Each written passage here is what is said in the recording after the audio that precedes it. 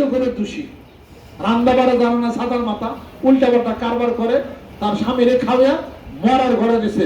Heart অপারেশনের যত টাকা লাগে সব বাপের বাড়ি ফেসকে খান, 1 টাকা আমরা দেবো না, যেটা আমার মানুষজন আপনারা নেই। তার প্রমাণ আছে না নাই?